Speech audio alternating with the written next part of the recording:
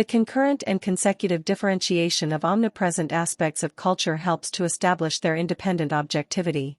I wish now to elaborate on one of the factors that brings about this development.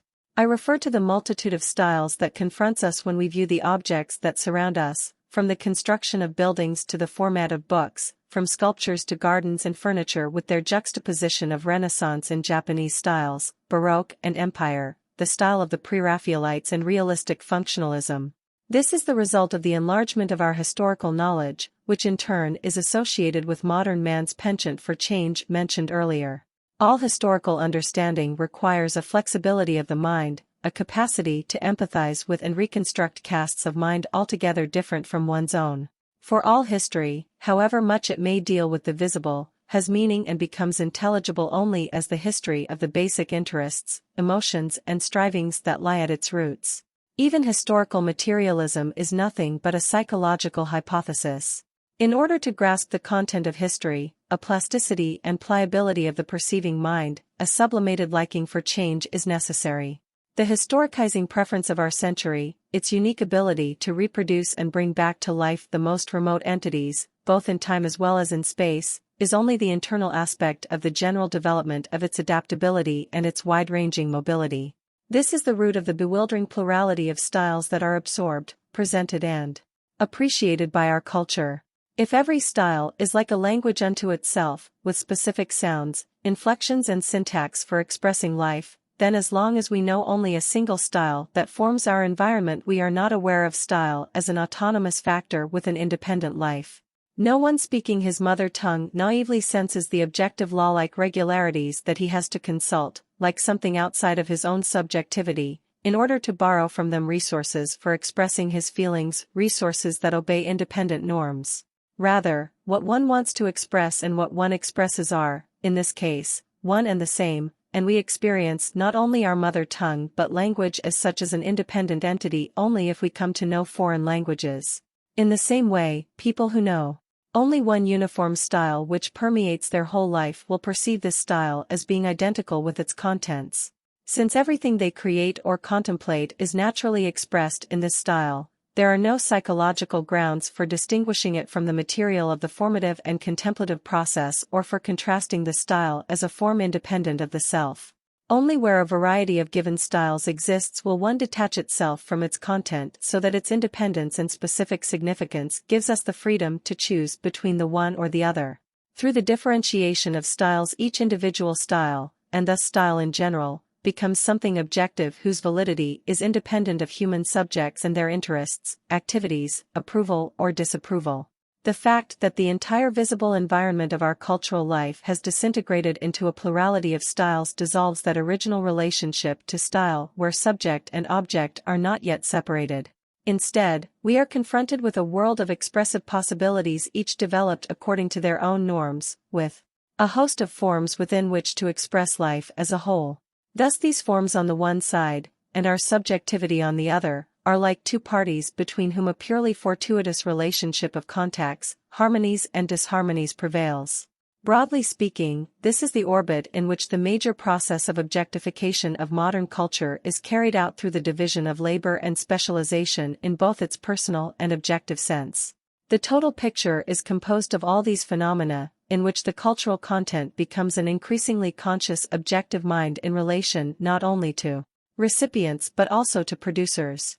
To the extent to which this objectification increases, the strange phenomenon from which we started our investigation becomes more comprehensible, namely that the cultural growth of the individual can lag considerably behind the cultural growth of tangible as well as functional and intellectual objects. The occasional greater weight of subjective culture. The fact that the opposite occasionally occurs demonstrates that both forms of the mind have become mutually independent. The following phenomenon illustrates this in a somewhat disguised and modified manner. The peasant economy in North Germany seems to be able to survive only if one kind of hereditary succession to an undivided estate prevails, whereby one of the heirs succeeds to the estate and the other heirs are compensated by an amount that is smaller than the corresponding market value.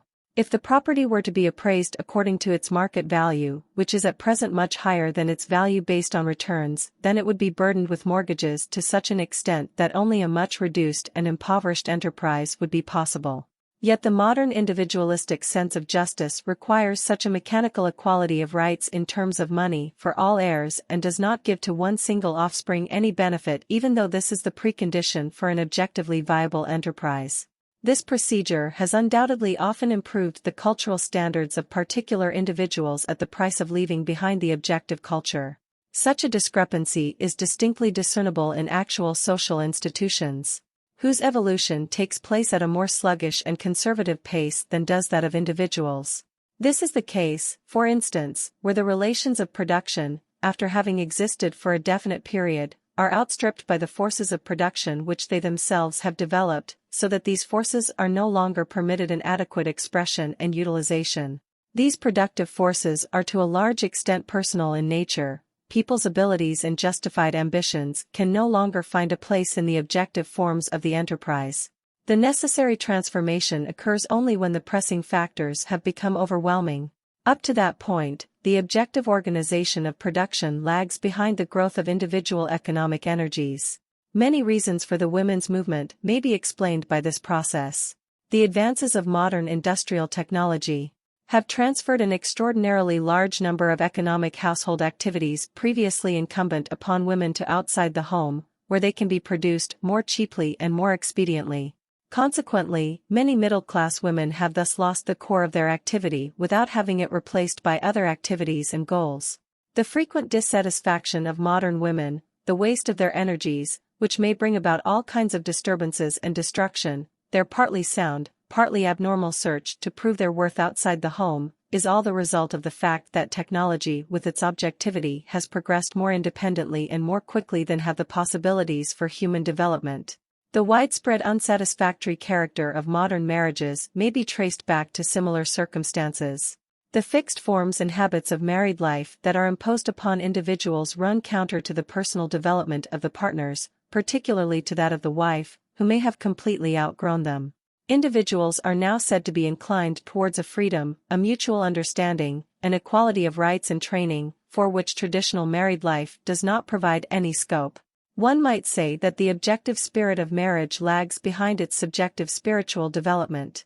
The same is true of jurisprudence, developed logically on the basis of certain fundamental facts, laid down in a code of definite laws and represented by a particular stratum. It acquires a rigidity towards the changing conditions and needs of life which is passed on like an eternal illness, in which reason becomes nonsense and a blessing becomes a curse. As soon as the religious impulses have crystallized around a wealth of specific dogmas and these are represented, through the division of labor, by a corporate entity that is reserved for the faithful, religion meets the same fate. If one bears in mind this relatively independent life with which objective cultural forms, the result of elementary historical dynamics, confront human subjects, then the question of progress in history loses much of its perplexity. If every interpretation may be proved and disproved with equal plausibility, the fault may often lie with the fact that they do not center around the same object. For instance, one may assert with equal justification the progress or the unchangeability of the moral order, depending upon whether one focuses upon the stabilized principles, the organization and the imperatives that have been absorbed in the community's consciousness, or upon the relationship of the individual person to these objective ideals, to the adequacy or inadequacy of the moral behavior of individuals.